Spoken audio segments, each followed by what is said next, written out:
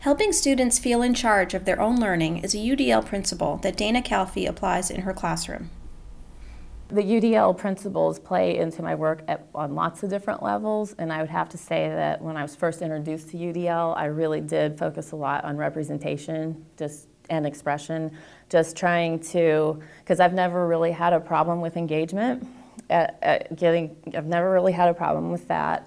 But just on representation and expression, just trying to make sure that I have really the material and the signage and all the bling, you know, you need to have on hand in order to be able to do that regularly every day.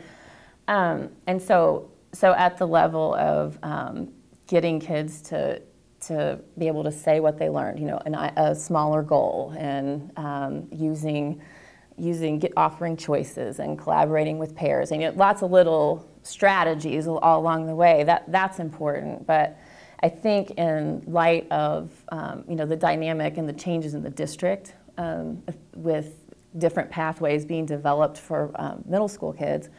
I think my focus has been to take the UDL principles and look at the environment in the classroom, because it's not just about the concrete learning materials that you have or the technology that is there to make those means of representation come to life. It's really about how the classroom is set up, and because of that anxiety and that efficacy, low confidence level that I see with my students, there has to be a place where they can feel like they're managing it, where they are in control of their work. And so when you look at things like how can you get kids to develop or have a goal about what they're going to finish today in class, or how can you get kids to be able to walk in and figure out which resources and manage the information that they've got to have in order to meet the goal.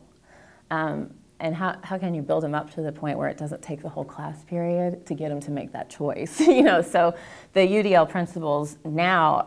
are causing me to really use some of the new brain neuroeducation pieces that are out there, and look at what are some practices that UDL supports that will improve this environment so that kids can take better advantage of it.